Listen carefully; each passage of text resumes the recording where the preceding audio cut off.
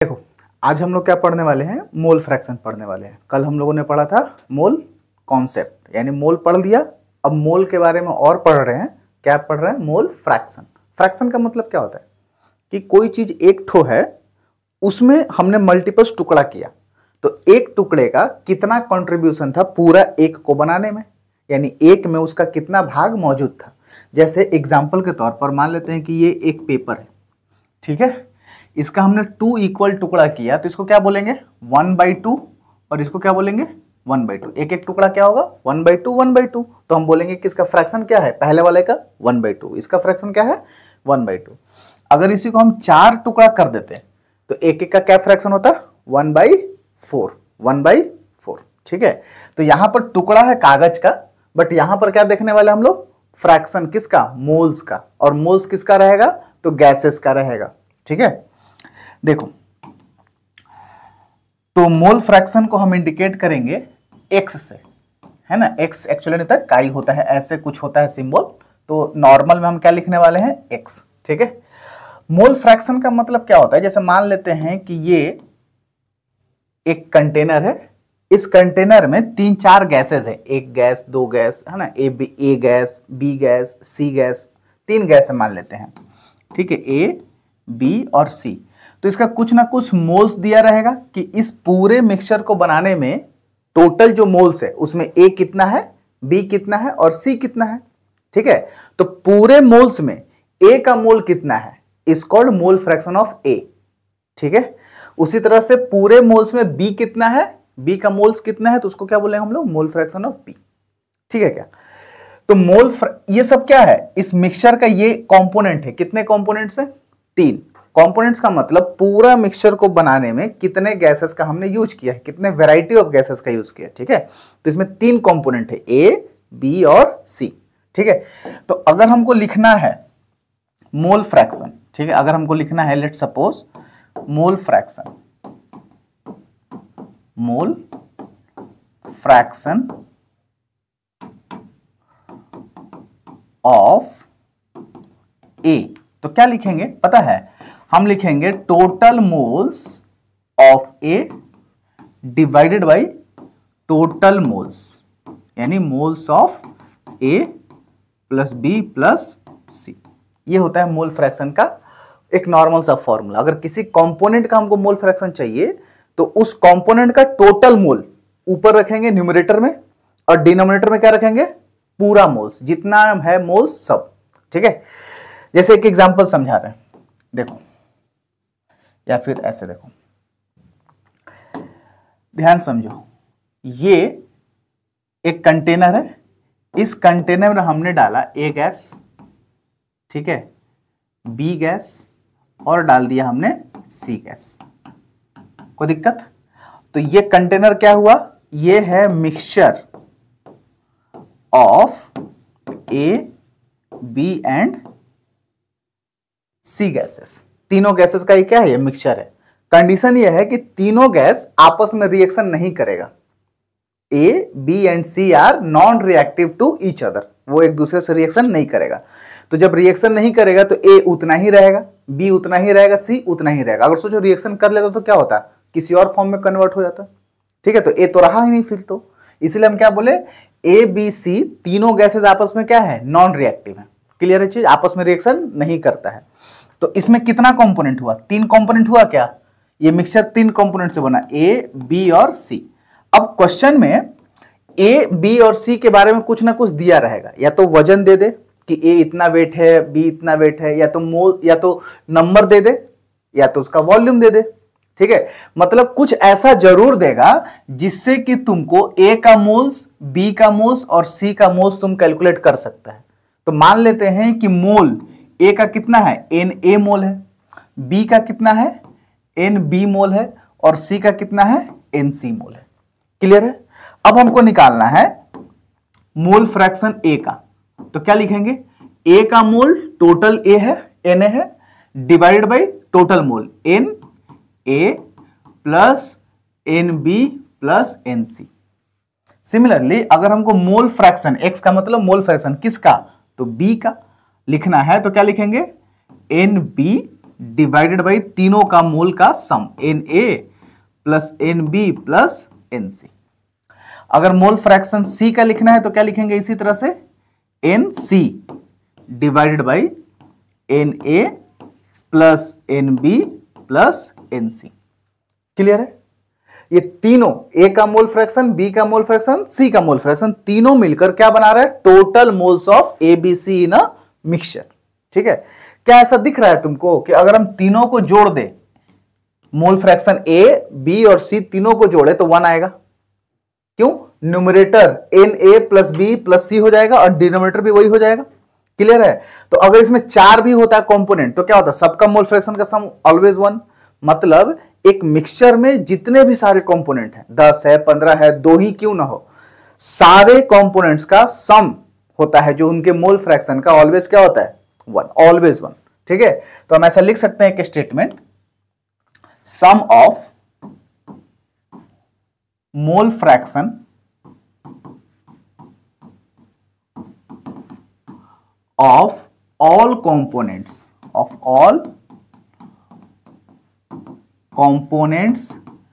in a mixture is always 1। मतलब XA plus XB plus XC, अभी तो 3 ही लिया था हमने, तो 3 तक इज इक्वल टू ऑलवेज क्या होगा, 1 होगा। अगर 2 होता तो क्या करते हैं, XA plus XB equal to 1। ठीक है? तो अगर क्वेश्चन सॉल्व करना है तो अगर मान लेते हैं कि 2 ही गैस है, ठीक है, 2 ही गैस होता है, कंपोनेंट कितना होता है, 2, तो क्या करते हैं, XA plus XB is equal to क्या कर देते हैं, 1। तो इस केस में मोल फ्रैक्शन अगर सवाल में दिया भी नहीं है तो क्या कर सकते हो, एक का तुम मोल फ्रैक्शन मान लो x, तो दूसरे का मोल फ्रैक्शन क्या मान लोगे, 1 माइनस x, नहीं हो जाएगा, और इक्वल टू 1। ऐसा सवाल बनता है। मोल फ्रैक्शन में कोई दिक्कत नहीं है। ठीक है, वेरी गुड। अब मोल फ्रैक्शन का हम लोग इस्तेमाल करेंगे नेक्स्ट टॉपिक को पढ़ने में। हमको एक्चुअली ये टॉपिक पढ़ाना था, इसीलिए हमने मोल फ्रैक्शन पढ़ाया। क्यों? क्योंकि मोल फ्रैक्शन का इस्तेमाल हम यहां पर करने वाले हैं। देखो, किसी भी चीज का एवरेज अगर निकालना है, जैसे मान लेते हैं कि इस क्लास में हम लोग 10 लोग हैं अगर, तो 10 लोगों का मास निकालना है एवरेज, तो क्या करना पड़ता है, 10 लोगों का इंडिविजुअल मास जोड़ लेते और डिवाइड मार देते, जितने लोग हैं तो 10। ठीक है? तो एवरेज मास का मतलब क्या होता है बताओ, फॉर्मूला ये हुआ एवरेज मास का फॉर्मूला ये हुआ कि भाई टोटल वेट जितने भी लोग हैं, चाहे जितना भी गैस है, सबका टोटल वेट कर लिए और डिवाइड कर दिए टोटल उनके संख्या से। या तो टोटल एटम का संख्या ले लो या तो टोटल मोल्स ले लो, टोटल एटम्स या फिर टोटल मोल्स। तो सोचो, अगर तुमने टोटल मोल्स लिया, यानी क्या आया कि टोटल वेट पर मोल, एक मोल का कितना वेट, उसको बोलेंगे मोलर मास, तो ये निकल कर आएगा तुम्हारा एवरेज मोलर मास। लेकिन अगर तुमने मोल्स की जगह पर एटम्स ले लिया, क्या ले लिया, एटम्स, तो वो क्या निकलेगा, टोटल वेट माने पर एटम, उसको बोलते हैं एटॉमिक वेट, यानी एक एटम का मास। तो यहां से जो भी तुम्हारा वैल्यू निकलेगा, यहां से क्या निकलेगा, वैल्यू, यहां से निकलेगा वैल्यू। अब तुम्हारा मन है कि ये जो वैल्यू निकला, ये तो निकला एवरेज, ये क्या निकला, एवरेज। तो अगर तुमने यूनिट यूज कर लिया उस वैल्यू के आगे में AMU, क्या यूज किया, AMU या फिर U, तो वो एवरेज जो मास निकला है ना, वो बन गया एवरेज एटॉमिक मास, क्योंकि एटम के मास में ही तो U जोड़ते हैं ना। लेकिन अगर तुमने उसी एवरेज वैल्यू के साथ में यूज कर लिया ग्राम, तो वो क्या बन गया, एवरेज मोलर मास। क्या बन गया वो, एवरेज मोलर मास। ये क्या बन गया यहां से, एवरेज मोलर मास। ठीक है बात, एवरेज मोलर मास। लेकिन वैल्यू जो निकालने का तरीका है वो सेम ही है, चाहे एवरेज एटॉमिक मास निकालो और चाहे एवरेज मोलर मास निकालो। अब एक और इंटरेस्टिंग फैक्ट बताते हैं कि जितना भी एवरेज एटॉमिक मास होता है उसी को हम लोग बोलते हैं एटॉमिक मास। उसी को क्या बोलते हैं हम लोग, atomic mass. Atomic mass, atomic mass is nothing but atoms का एवरेज मास। एटम्स का एवरेज मास ही क्या होता है, एटॉमिक मास होता है। ठीक है बात। अब एवरेज निकालने का जरूरत क्यों है, सुनो, एवरेज निकालने की जरूरत क्यों है। अगर कोई चीज एक ही एटम है तो उसका एवरेज और उसका खुद का सेम ही वैल्यू होगा। अगर जैसे मान लेते हैं कि इस कमरे में हम अकेले हैं, तो मेरा खुद का ओरिजिनल वजन या फिर एवरेज एक ही बात हुआ ना। टोटल वेट बाई टोटल संख्या कितना है, एक ही है, हम खुद हैं। लेकिन एक से अधिक अगर होगा तो ओरिजिनल वैल्यू और एवरेज वैल्यू दोनों अलग अलग होगा, डिफर करेगा ना। देखो, तो एक से अधिक कंडीशन चाहिए एवरेज निकालने के लिए, क्या चाहिए, एक से अधिक कंडीशन। और एवरेज जो हम लोग मास निकालते हैं वो दो टर्म में निकालेंगे, दो जगह निकालेंगे। पहला निकालेंगे, फर्स्ट हम लोग निकालने जा रहे हैं एवरेज मास फॉर आइसोटॉप्स। क्या निकालेंगे, फॉर आइसोटॉप्स। आइसोटॉप्स का मतलब क्या होता है, आइसोटॉप्स का मतलब होता है कि एटॉमिक नंबर क्या रहेगा, सेम रहेगा। एटॉमिक नंबर तो बाबू सेम रहेगा, लेकिन डिफरेंट क्या रहेगा, मास नंबर, डिफरेंट रहेगा मास नंबर। ठीक है, बहुत सारे एलिमेंट्स के अलग अलग संख्या में आइसोटॉप्स होते हैं, किसी का 2 होता है तो किसी का 3 होता है, अलग अलग मास, है ना। तो फेमस कुछ है, हाइड्रोजन का आइसोटॉप्स हम लिखने जा रहे हैं। किसका लिखने जा रहे हैं, हाइड्रोजन का आइसोटॉप्स। तो हाइड्रोजन पता है यूनिवर्स में 3 तरह का होता है, एक होता है हाइड्रोजन ये, दूसरा ये और तीसरा ये। ठीक है, क्या क्या होता है सुन लो। तीनों का तो एटॉमिक नंबर 1-1 होगा, और एटॉमिक नंबर कहां लिखते हैं, नीचे में लिखते हैं। और मास तीनों का अलग अलग होगा, तो एक का मास होता है 1, एक का मास होता है 2 और एक का मास होता है 3। तो अलग अलग है, हम कैसे जानेंगे, सबका सिंबल फिर अलग अलग होना चाहिए था।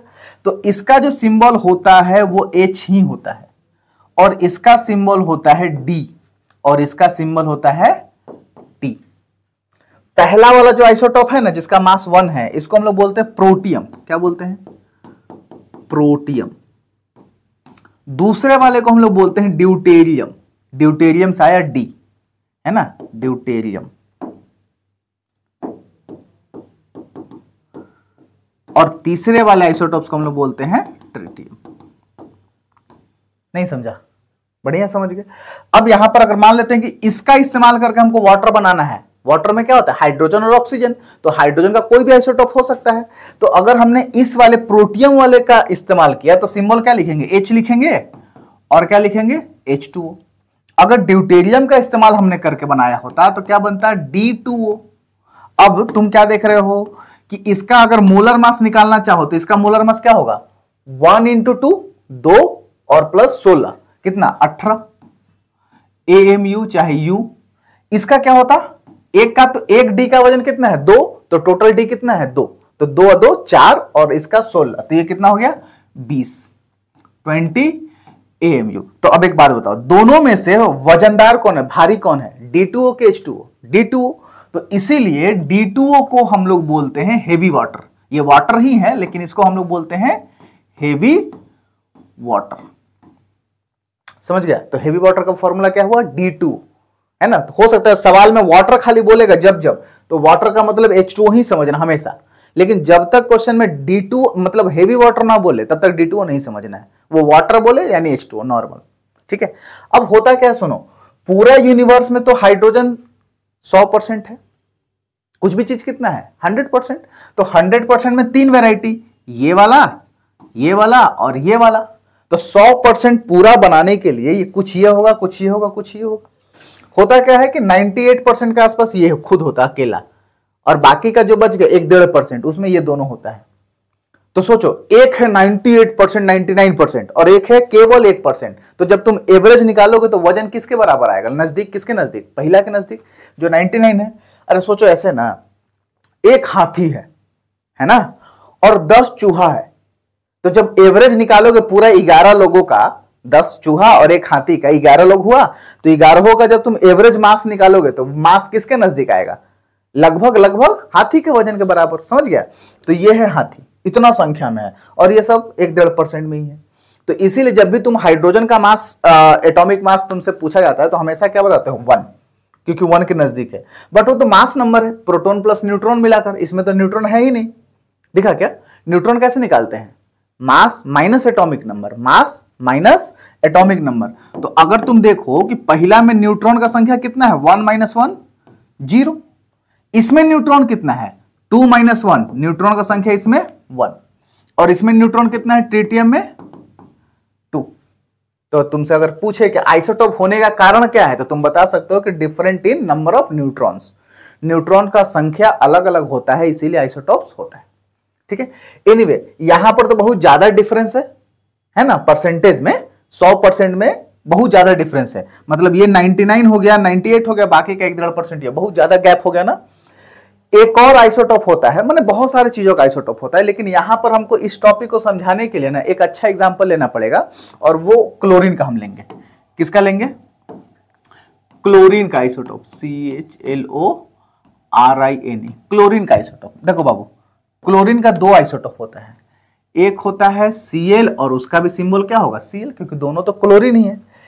एक क्लोरीन जिसका एटॉमिक नंबर 17 एटॉमिक नंबर तो सेम ही होगा। एक क्लोरीन होता है 35 मास नंबर वाला, और दूसरा क्लोरीन होता है 37 मास नंबर वाला। क्लियर है? दो ही तरह का क्लोरीन होता है पूरा यूनिवर्स में। अगर तुम मुट्ठी से ऐसे उठाओ तो उसमें से दो ही तरह का क्लोरीन मिल सकता है, या तो 35 या तो 37 मास वाला, यानी कि एक एटम में प्रोटॉन और न्यूट्रॉन का संख्या मिलाकर 35 होगा या तो 37 होगा। ठीक है, तो पूरा कितना है बाबू? 100%। इसको देखो, हम ऐसे फॉर्मूला बनाना चाहते हैं, तो इसको हम लोग बोल दिए फर्स्ट आइसोटॉप, और इसको हमने बोल दिया सेकंड आइसोटॉप। ये क्या हुआ? फर्स्ट आइसोटॉप, और वो क्या हो गया? सेकंड आइसोटॉप, दूसरा आइसोटॉप, ये नाम दे रहे हैं। तो ये वाला क्या है ना, इसका हम मास नंबर लिखना चाहते हैं। मास नंबर हम लिखेंगे m से, यहां पर मास नंबर क्या लिखेंगे? m से। तो ये यहां पर m1 क्या है? 35, यानी m for mass number, 1 for पहला आइसोटॉप का कितना है बाबू? 35। इसका m2 लिख दे, और वो कितना है? 37। m1 m2 समझ गए। अब दूसरा एक होता है परसेंटेज ऑफ अवेलेबिलिटी, यानी कि 100% में पूरा ब्रह्मांड में, पूरा यूनिवर्स में 100% क्लोरीन है, उसमें 35 वाला कितना है और 37 वाला कितना, ये मानना है। तो परसेंटेज क्या बोल रहे हैं?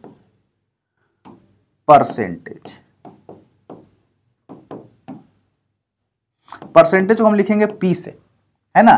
तो ये वाला है P1, यानी फर्स्ट आइसोटॉप का परसेंटेज, ये जो होता है वो 75% होता है, और ये जो होता है वो कितना होता है? P2, वो होता है बाकी का 25%। अब हमको निकालना, देखो किसी एक को तो अवॉइड कर नहीं सकते हैं। तुमको दिख गया कि एक का मास और एक का जो संख्या है टोटल, और दूसरे का संख्या है जो टोटल, वो बहुत आसमान जमीन का फर्क है। अगर तुमसे कोई पूछे क्लोरीन का एटॉमिक मास बताओ, तो तुम बताओगे अगर 35, तो इसके साथ नाइंसाफी हो जाएगा, इसको तो इग्नोर कर दिया।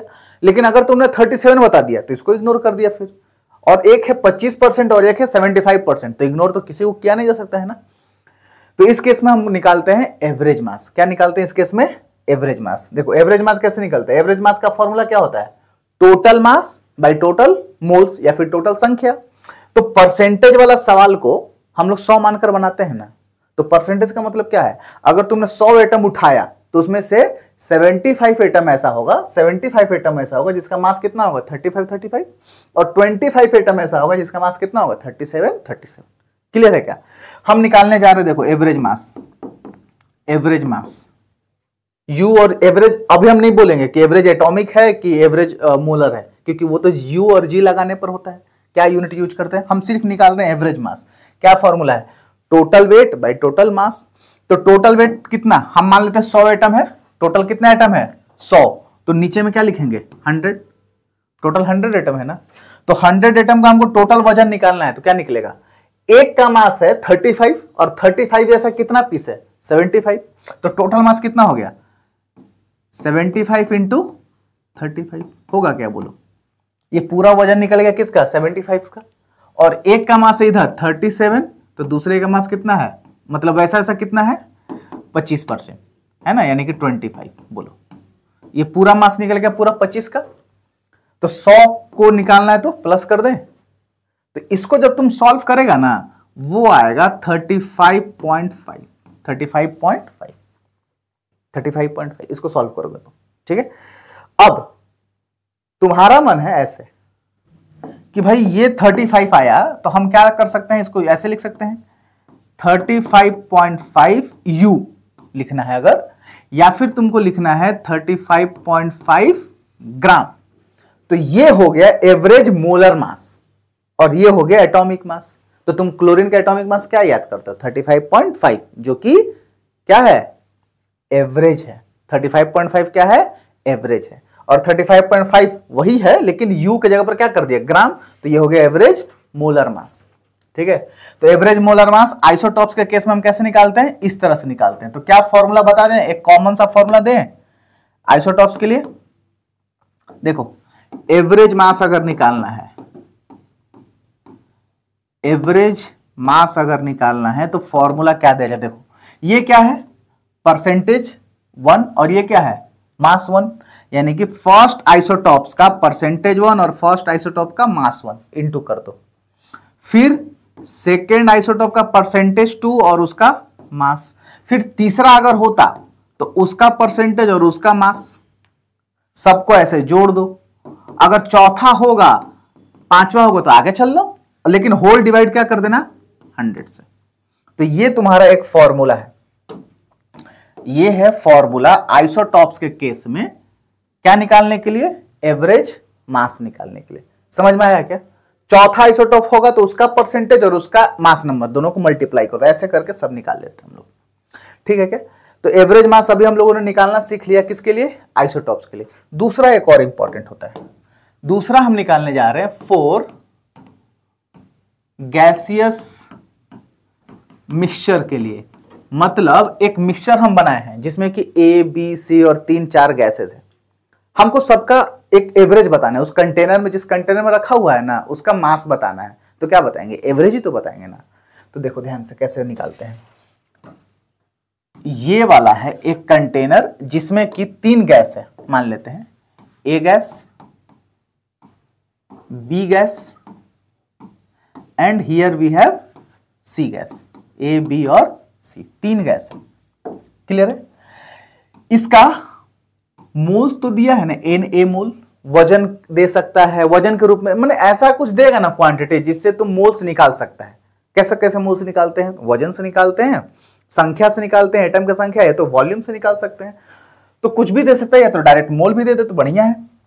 इसका भी मोल हमको पता रहना चाहिए, Nb मोल, और इसका मोल्स कितना है बाबू, Nc मोल। फिर वही कंडीशन है, इस पूरे कंटेनर में A, B, C आपस में रिएक्शन नहीं कर रहा है, नॉन रिएक्टिव गैसेस है। ठीक है, क्या इसको हम ऐसे लिख सकते हैं, क्या Na को ऐसे नहीं लिख सकते हैं, वेट ऑफ A, हो सकता है कि A दिया जाता है, इतना ग्राम A है, इतना ग्राम B है और इतना ग्राम C है, तो वेट दिया जाता है। तो कैसे निकालते हैं, weight by molar mass of A, तो क्या निकल जाता, मोल्स ऑफ A निकलता है। उसी तरह से वेट ऑफ B दे देता तो क्या निकलता, मोलर मास ऑफ B से डिवाइड कर दे तो मोल निकल जाता। इसी तरह से weight of C divide by molar mass of C कर देते तो क्या निकल जाता, उसका मोल्स निकल जाता। ऐसा कुछ इंफॉर्मेशन दिया रहेगा। ठीक है, ये कंटेनर क्या है, A, B, C का है, हमको इस कंटेनर में जो भी गैसेस है सबका एवरेज बताना है। तो कैसे बताना है, देखो फिर वही फॉर्मूला, क्या बताना है, क्या फॉर्मूला बताओ, एवरेज का total weight by total moles, total weight by total moles. देखो कैसे निकलेगा, टोटल वेट कैसे निकालेंगे, देखो एवरेज मास बताने जा रहे हैं। टोटल वेट का मतलब क्या हुआ, WA plus WB plus WC, A, B, C कितना कितना वजन में दिया है, और बाई में टोटल वेट कितना हो गया बाबू, टोटल मोल्स Na, Nb और Nc, ये ना होगा। क्या वेट को हम ऐसे लिख सकते हैं क्या, देखो तो वेट को हम ऐसे लिख सकते हैं, वेट इक्वल टू क्या होगा, मोल्स इंटू मोलर मास क्रॉस मल्टीप्लाई। तो वेट A की जगह पर हम क्या लिख सकते हैं, Na into Ma। Weight B की जगह पर क्या हो जाएगा, moles of B into molar mass of B। फिर इसका क्या लिखेंगे, moles of C into molar mass of C, और फिर वही whole divide by Na plus Nb plus Nc। कोई दिक्कत है, बढ़िया है। ठीक है, एक और ध्यान दोगे, क्या मैथ्स के अनुसार हम ऐसा कर सकते हैं क्या, इसको मैथ्स के अनुसार इस पूरे एक्सप्रेशन को 3 पार्ट में तोड़ सकते हैं। 3 पार्ट कैसा है, 1 डिवाइड बाई ये, फिर प्लस इतना डिवाइड बाई ये, प्लस इतना डिवाइड बाई ये होगा। तो जब तुम ऐसे किया तो क्या मिला, ये वाला एक पोर्शन मिला क्या, बोलो हाँ। फिर दूसरा पोर्शन क्या मिलता है, Nb Mb डिवाइड बाई ये, फिर C वाला मिलता। अब हम देख रहे हैं कि पहला पोर्शन में क्या देख रहे हो कि Na बाई में ये टोटल मोल है, Na बाई में टोटल मोल। तो क्या कर सकते हैं, Na बाई में टोटल मोल की जगह पर हम क्या लिख दें, मोल फ्रैक्शन A का मोल बाई में टोटल मोल क्या होता है, मोल फ्रैक्शन, अभी तुरंत बताएं। और इंटू क्या बच गया यहां पर, Mb। सॉरी ए में हो गया। समझ में आया क्या? ये दोबारा कर दे।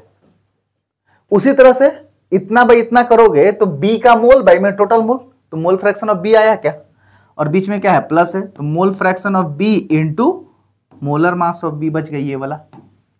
उसी तरह से यहां पर क्या कर देते, मोल फ्रैक्शन ऑफ सी, क्यों, एनसी बाई में टोटल सी, टोटल मोल्स, तो क्या बन गया एक्स सी इंटू एम सी। ये रहा तुम्हारा एवरेज मास का फॉर्मूला, एवरेज मास का formula in terms of gas, mole fraction into molar mass plus mole fraction of into molar mass, that's it. जो गैस है, हो सकता है कि अगर मोल फ्रैक्शन में सवाल देगा तो ये यूज कर लेना, मोल्स एंड मोलर मास के रूप में अगर दिया तो ये यूज कर लेना, और वेट वाला दिया तो ये यूज कर लेना, ऐसा होता है। ये 3 फॉर्मूला है, डिपेंड करेगा कि कब कब तुम यूज इसका कर रहे हो, ऑन द बेसिस कि कैसा क्वेश्चन में डेटा दिया गया है। तो अभी हम लोग क्या देखे बताओ, ओवरऑल क्या देखे हम लोग, देखा है मोल फ्रैक्शन, इसमें कोई दिक्कत नहीं आना चाहिए, ठीक है। मोल फ्रैक्शन को कैसे निकालते हैं, sum of the mole fraction is always 1, है ना। मोल फ्रैक्शन क्या होता है, जिसका मोल फ्रैक्शन हमको निकालना है उसका मोल बटा में टोटल मोल, ठीक है। तो ए का निकालना है तो ए का मोल बाई में टोटल मोल, बी का निकालना है तो बी का मोल बाई में टोटल मोल, ठीक है।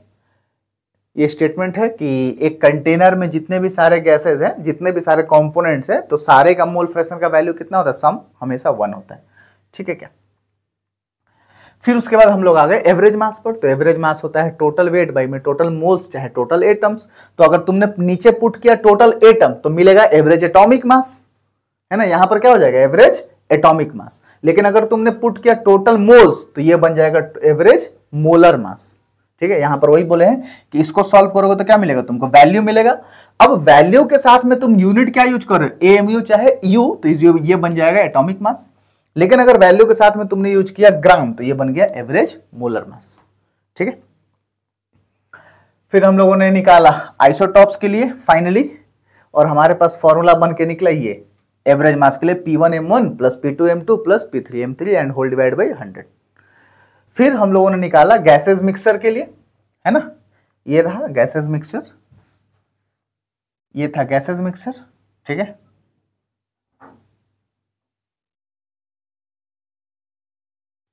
ये फाइनल फॉर्मूला था, ठीक है। इसमें कोई दिक्कत नहीं है, ठीक है। आज के लिए बस इतना ही रखते हैं, बाकी का हम लोग पढ़ेंगे नेक्स्ट क्लास में।